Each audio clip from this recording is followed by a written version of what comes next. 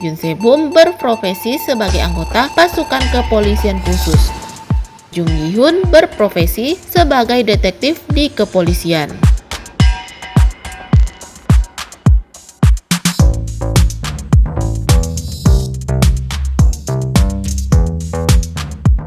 Happiness episode 1 dan 2. Kisah ini dimulai dari masa lalu Yun Se-bum dan Jung Yi-hun yang bersekolah di SMA Seyang. Saat itu Jung Yi-hun duduk di atas atap gedung dan membuat para polisi bersiaga karena mengira Yi-hun akan bunuh diri.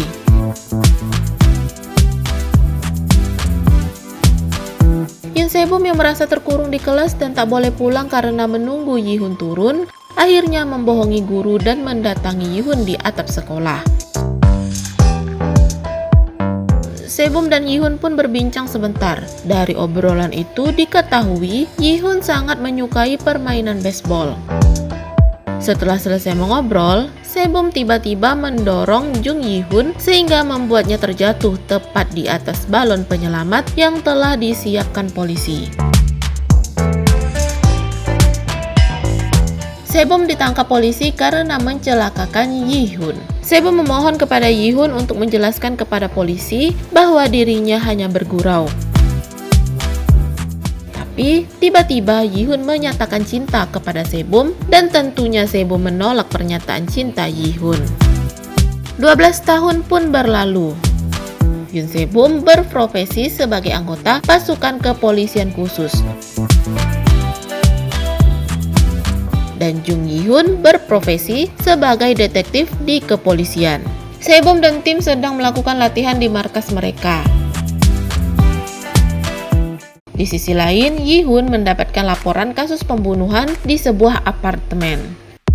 Yi-hun melihat korban yang mengeluarkan darah begitu banyak dan tak ada alat yang digunakan pelaku untuk membunuh korban. Diketahui dari kamera CCTV pelaku tidak terekam meninggalkan tempat kejadian, sehingga membuat Yi-hun tahu pelaku masih berada di TKP. Dan ternyata Yi-hun menemukan pelaku di bawah tempat tidur. Yi-hun mengetahui pelaku tersebut membunuh korban dengan menggigit leher korban hingga tewas. Pelaku mengakui tak ingat bagaimana dirinya melakukan pembunuhan. Perilakunya aneh setelah meminum obat yang didapatnya dari Lee Jung-tae, salah satu bawahan Se-bum. Yi-hun lalu menghubungi Se-bum untuk mengkonfirmasi tentang obat itu.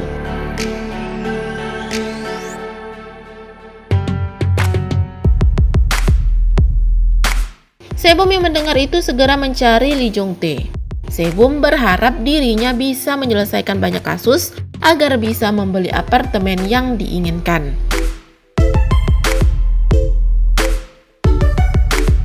Se-bum menemukan keberadaan Lee Jung-tae. Kelakuan Lee Jung-tae sangat aneh.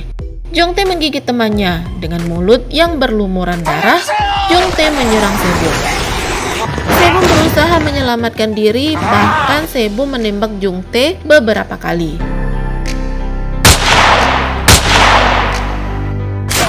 Tapi tembakan itu tidak mempan. Hingga akhirnya Se-bum bisa menyelamatkan diri dengan menutup pintu dan membiarkan Jung-tae terkurung.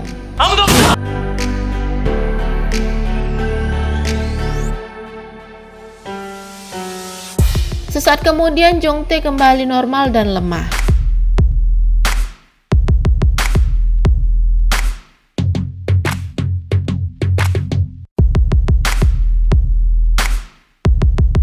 Se-bum membersihkan tangannya dari darah dan melihat tangannya terluka karena cakaran Jung-tae. Se-bum menelpon Yi-hun dan memarahinya karena Yi-hun tak memberitahu bahwa akan berbahaya. Yi-hun bingung karena tak tahu bahwa hal itu akan membahayakan. Han Tae-suk berprofesi sebagai letnan kolonel yang termasuk dalam komando pelayanan kesehatan mendatangi lokasi dan membawa Jung-tae yang terinfeksi virus tak dikenal. Bahkan Se-bum juga harus ikut serta karena terkena cakaran Jung-tae yang terinfeksi.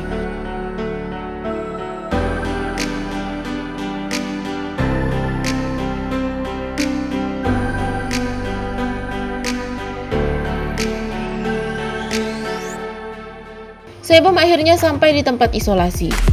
Sebum diperiksa dan diambil sampel darah serta diperiksa luka bekas cakaran dari Jongtae.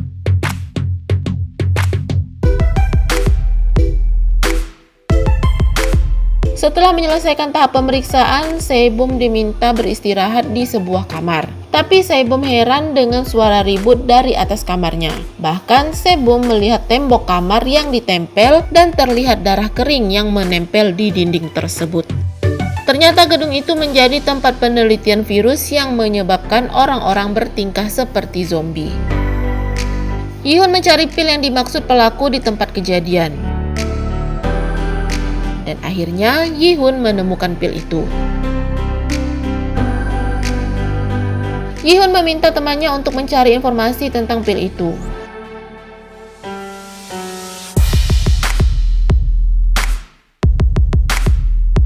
Akhirnya diketahui pil itu adalah obat pneumonia mulut dibuat para peneliti untuk membuat antivirus COVID-19.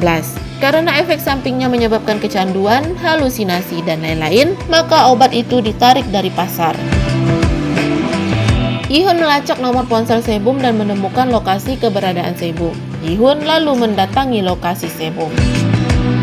Sebum yang sudah dinyatakan terbebas dari virus diperbolehkan pulang.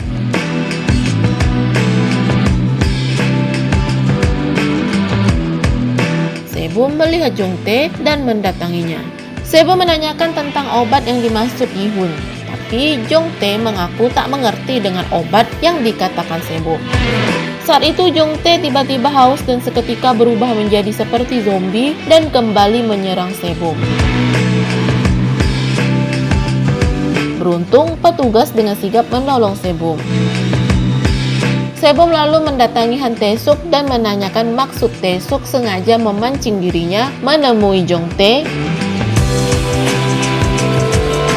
Bahkan Tae-suk memasang kamera pengintai di ruangan Jongtae. Tae-suk ingin memastikan kapan orang yang terinfeksi akan kehausan, karena jika terinfeksi, orang itu akan merasakan haus yang tak berkesudahan. Sehingga membuat mereka menyerang dan menggigit orang lain.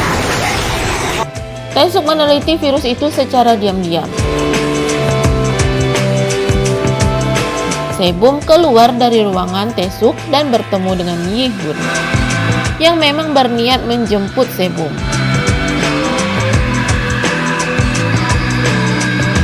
Tapi sebelum pulang, Yihun akan memberikan pil yang ditemukan di tempat kejadian kepada Tae-suk.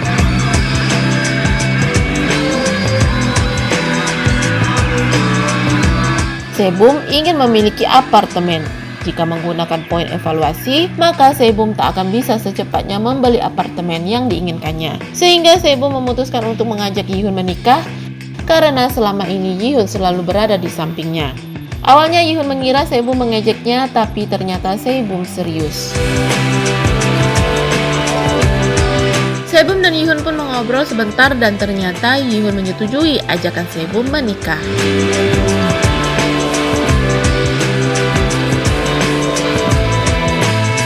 Di sisi lain, Lee Seung-yeong nampak pucat dan sedang melihat berita tentang pembunuhan di sebuah apartemen yang disebabkan virus tak dikenal itu. Sebum mendatangi Seung-yeong. Seung-yeong mencoba menggali informasi tentang virus itu.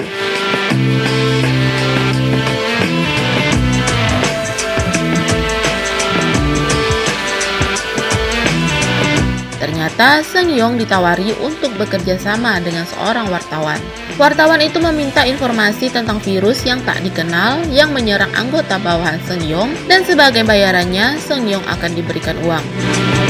Diketahui Seung-yeong terkena cakaran orang yang terinfeksi virus di bagian leher saat akan menyelamatkan anggota bawahannya itu.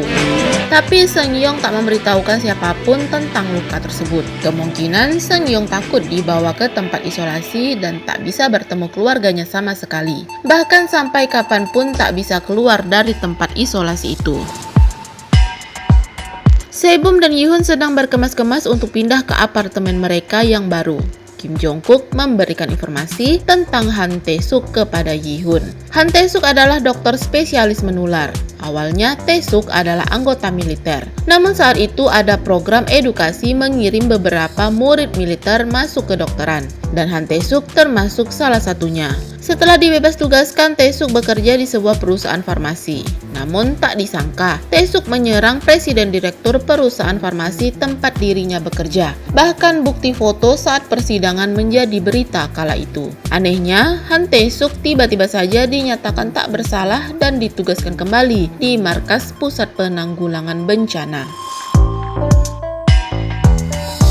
Di sisi lain, Sebum dan Yi-hun yang bahagia bisa memiliki apartemen sendiri sedang berkemas-kemas dan membagi tugas setelah pindah ke apartemen. Yi-hun sibuk menata barang-barang di apartemen baru mereka, sedangkan Sebum berkeliling membagikan kue beras buatan istri Jungkook dan sekaligus mempromosikan kue beras itu. Sebum mendatangi apartemen nomor 501. Namun pemilik rumah itu sangat angkuh. Pemilik rumah itu adalah seorang wanita yang memiliki suami. Wanita itu baru pulang bekerja dan suaminya menunggu di apartemen.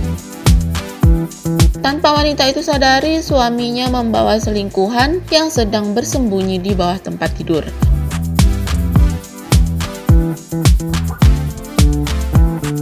Wanita itu kelelahan dan mengeluarkan sebuah pil untuk dikonsumsi. Ternyata pil itu adalah pil Next.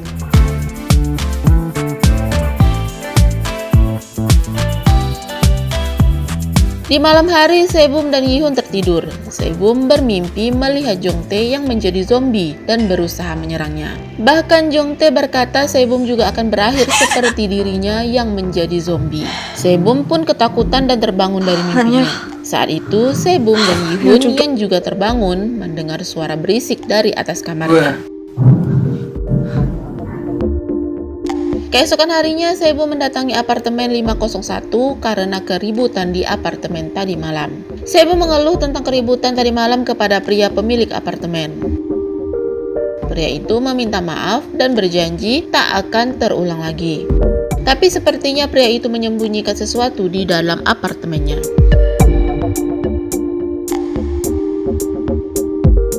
Yi-hun menemui Tae-suk dan Tae-suk meminta bantuan Yi-hun untuk menangkap pengedar pil Next yang pernah dihubungi Jongtae.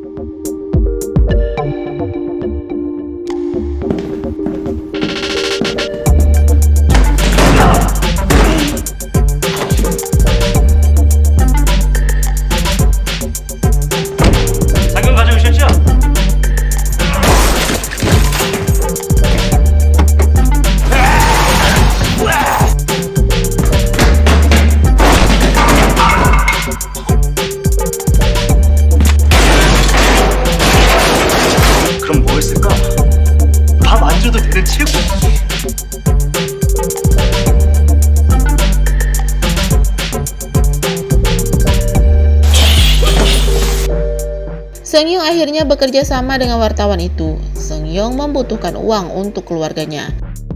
Seung-yeong sengaja melukai tangannya dan menghubungi Sebum dengan berpura-pura terkena cakaran orang terinfeksi virus di bagian tangannya. Sebum yang panik akhirnya membawa Seung-yeong ke markas penanggulangan bencana.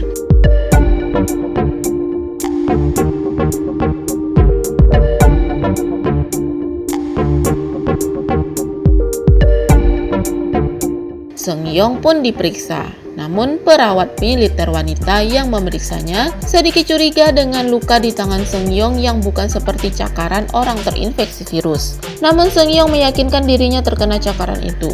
Seung-yeong mengelabui Sebum agar bisa mencari informasi lebih lanjut tentang virus itu di markas penanggulangan bencana.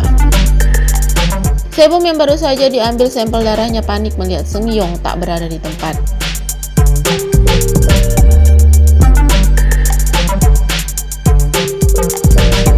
Seluruh anggota di markas itu dikerahkan mencari Seung-yeong.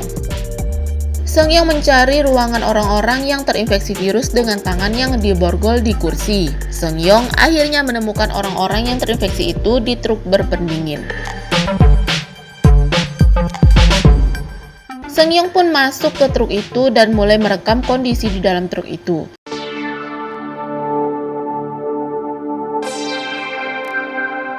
Sun Yong lalu menghubungi wartawan dan meminta uang bayarannya ditransfer terlebih dahulu sebelum dirinya mengirimkan informasi lebih lanjut. Tapi sepertinya wartawan itu tidak mau sehingga membuat Sun Yong berteriak. Tanpa diduga, salah satu orang yang terinfeksi pun bergerak dan bangun, diikuti juga dengan yang lainnya. Sun Yong tak bisa berbuat apa-apa. Sebum berusaha mencari dan menelpon Sun Yong. Sun Yong mengangkat telepon Sebum dan berkata orang-orang itu bukan manusia. Sambungan telepon Sebum pun terputus. Sebum mencoba menghubungi Sun Yong kembali. Perawat militer mendengar sesuatu di salah satu truk kontainer dan memerintahkan para anggota lain mengeceknya. Namun Sebum berteriak agar jangan membuka pintunya. Pintu kontainer terbuka sedikit dan terlihat banyak tangan orang terinfeksi memaksa untuk keluar. Dengan susah payah anggota militer menahannya dan terlihat sebuah kursi besi yang dibawa Sun Yong mengganjal pintu truk sehingga tak bisa tertutup. Dan ternyata Sun Yong juga sudah menjadi zombie seperti orang-orang yang terinfeksi.